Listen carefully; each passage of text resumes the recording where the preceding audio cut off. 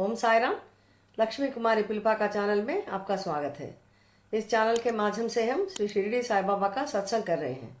इस एपिसोड में मैं मेरे जीवन में बाबा का दिया हुआ एक अद्भुत आशीर्वाद आपको बताना चाहती हूँ।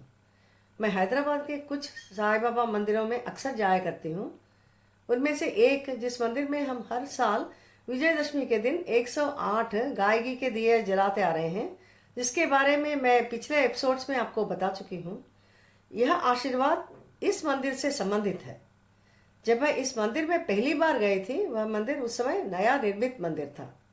इसकी देखभाल एक बुजुर्ग पति पत्नी कर रहे थे।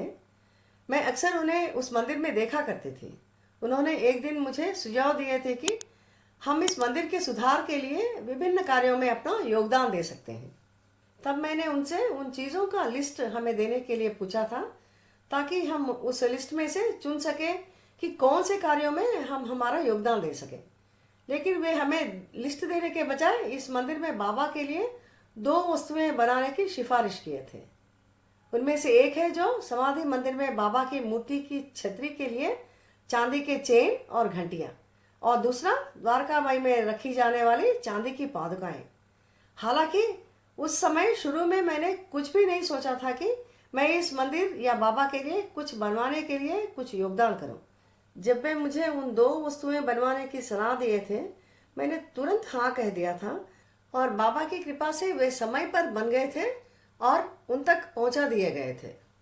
बाबा के मूर्ति के ऊपर छतरी को चेन्स और घंटे लटका दिए गए थे, और द्वारका में बाबा के चांदी की पादुकाओं का प्रतिष्ठापन काम हमें सौंप दिया गया था। हम उस वर्ष के विजयदशमी के दिन उस मंदिर के द्वारकामाई में सभी अनुष्ठानों के साथ बाबा के पादुकाएं स्थापित करे थे अपने हाथों से।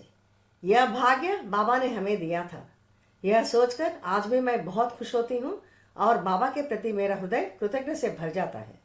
हम आज भी बाबा के मूर्ति के ऊपर छतरी को लटकाए गए चेन और घंटों को देख सकते हैं, लेकिन अफसोस यह है कि बाद में इस मंदिर के नवीकरण के दौरान यह पादुकाएं वहां से हटा दी गई और हम उन्हें अभी नहीं देख सकते हैं। जैसे जैसे समय बीतता गया, मैंने अपने जीवन में बाबा के कई चमत्कारों और आशीर्वादों का अनुभव किया, और बाबा के प्रति मेरा विश्वास और भी गहरा होता गया। इन चमत्कारों और आशीर्वादों को आने वाले एपिसोड्स में आपसे शेयर करूंगी। मेरे रिटायरमेंट के बाद मैं श्री साई सच्चरित्र और शिरडी साई बाबा पर लिखे गए अन्य किताबें ज़्यादा पढ़ रही हूँ, जिससे मैं बाबा के और करीब जा रही हूँ और बाबा के दिए गए शिक्षाओं को ज़्यादा समझने लगी हूँ। श्री हेमंत पंत द्वारा लिखित श्री साई सच्चरित्र बाबा की शिक्षाएं, आशीर्वाद, लीलाएं, चेतावनी और उनके भक्तों को दिए गए दंडों को भी प्रकट करता है। इसमें यह भी दर्शाता है कि बाबा अपने भक्तों को पिछले कर्मों से कैसे छुटकारा पाने में कैसे मदद करते थे, दक्षिणा कैसे और क्यों लेते थे, भक्तों को कैसे काम सौंपते थे, और उन्हें दिव्य आशीर्वाद के मार्ग पर मार्गदर्शन कैसे देते थे। इस एपिसोड में मैंने जो बाबा के आशीर्वाद के बारे में बताया, वह श्री साई सच्चरित्र के अध्याय 3 में श्री हेमंत पंत के द्वारा बताए गए इन बातों में हम देख सकते हैं। उन्होंने यह बताया कि भगवान अलग अलग भक्तों को अलग अलग काम सौंपते हैं। कुछ भक्त को मंदिर, मठ या नदियों के घाट पर सीढ़ियों को बनाने का काम दिया जाता है, और कुछ को भगवान की महिमा गाने के लिए कहा जाता है या तीर्थ यात्रा पर भेजा जाता है। मुझे यह काम सौंपा गया था, साई सच्चरित्र लिखना। इससे हमें यह स्पष्ट होता है कि बाबा अपने भक्तों को तरह तरह के काम सौंपते थे और उन्हें आशीर्वाद देते थे। मैं यह समझती हूँ कि बाबा के मंदिर के इस कार्य में योगदान देने का और उसे निष्पादित करने का विचार ही बाबा की कृपा का संकेत है। मेरा यह विश्वास है कि हैदराबाद के इस साई बाबा मंदिर में मेरा योगदान केवल बाबा के आशीर्वाद के कारण ही हुआ था। मैं समझती हूँ कि बाबा के मंदिर का इस कार्य में योगदान देने का और उसे निष्पादित करने का विचार ही बाबा की कृपा का संकेत है। सब कुछ बाबा की इच्छा के अनुसार होता है। अब मैं यहाँ आपको कुछ फोटोज दिखाना चाहती हूँ। आप इन्हें देखें और बाबा का आशीर्वाद प्राप्त करें।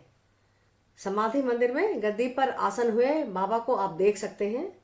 बाबा के मूर्ति के ऊपर छतरी को लटकाए गए चांदी के चेन्स के साथ घंटों को भी देख सकते हैं। मंदिर के नोटिस बोर्ड पे लिखा गया साल 2000 और उसके नीचे लिखे गए हमारे नाम देख सकते हैं। मैं इस एपिसोड में और यह बात बताना चाहती हूँ कि मैं हर दिन शिरडी साईं बाबा की दिव्य शिक्षाओं को आपके सामने बहुत ही जल्द शॉर्ट्स के रूप में लाना चाहती हूँ, ताकि हम सब वह सुनकर भी हर दिन बाबा का आशीर्वाद प्राप्त करें। ये शॉर्ट्स 3 भाषाओं में यानी हिंदी, इंग्लिश और तेलुगु में जारी किए जाएंगे। इस विषय की जानकारी इस चैनल में बताई जाएगी, इसलिए आप हमारा यह चैनल देखते रहिए। अगले एपिसोड में फिर मिलेंगे। ओम साई राम।